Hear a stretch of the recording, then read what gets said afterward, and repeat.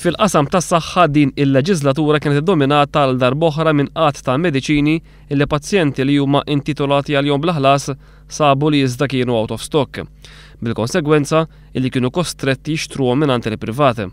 Minkejjer fl-aħħar 5 snin baqa' qatt ma sab soluzzjoni għal din il-problema, li l-elezzjoni ġenerali l-Partit Nazzjonalista qed iwiegħed li jekk jerġa' jkun fil-gvern jagħti il-flus lura li min ikun kostret jixtri minn il-privat il-mediċini illi suppost jieħu b'xejn. L-impressjoni illi ingħatat kienet dik illi gvern nazzjonalista jibda jħallas il-prezz kollu tal-mediċini out of stock li jinxtraw mill-privat. Ma dana kollu waqt intervista ma' news portal inewsmalta.com il-Prim Ministru Lorenz Gonzi żvela li l-proposta tal-Partit Nazzjonalista hija li l-Gvern jħallas biss il-prezz tal-mediċina illi bija jixtrija huwa u mhux jħallas il-prezz li bih il-pazjent jixtri l-mediċina mingħand il-privat. Il-Gvern qed jgħid nirrifondilek il-valur ta' dik il-mediċina skont kemm ġiet tiswa lill-Gvern. Fl-istess intervista l-Prim Ministru kien mistoqsi dwar wedi elettorali illi huwa għamel bil-fom iżda mhux qed jintrabat bihom bil-miktub fil-programm elettorali, inkluż il-Whistleblowers Act, it-tneħħija tal-preskrizzjoni u l-liġi tal-koabitazzjoni.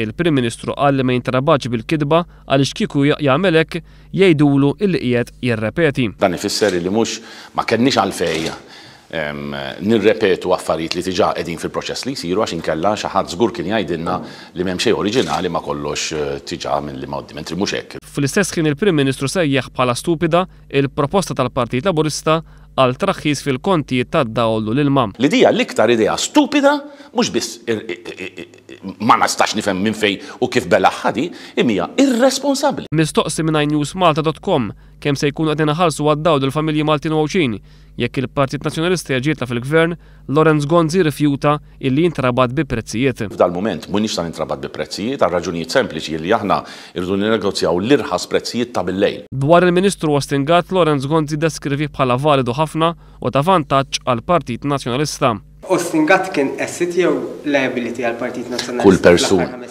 Kull persuna huwa asset. L-istess Prim Ministru li sena ilu kien indika li Wastingat kien se jirreżenja minn Ministru biex jiffoka fuq il-kampanja tal-Partit Nazzjonalista. Iżda dan ma seħħx bil-Prim Ministru jgħid li ċ-ċirkostanzi iddettaw hekk. Sena ilu bħal da żmien f'ma rsax kontatt li ħad titlob lil Wastingat jirreżenja minn Ministru biex imexxi il-kampanja elettorali. Għaliex kien baqa' ma rreżenjax mill-Ministeru tiegħu Wastingat? Għaliex iċ-ċirkostanzi kienu hekk. inewsmalta.com talbet ukoll lil Lorenz Gonzi jagħti garanzija li ma jerġax jagħti żieda lilu nnifsu u lill-Ministri tiegħu jekk jerġa' jkun elett bħala Prim Ministru. Garanzija iżda li baqgħet ma waslitx għaliex minflok il-Prim Ministru jieġeb b'dan il-mod. Tagħti wkoll garanzija li ma jkunx hemm żieda fil-salarji tal-Ministri. Il-garanzija li nagħti hija li f'gvern ġdid nazzjonalista jinħolqu 25,000 post tax-xogħol.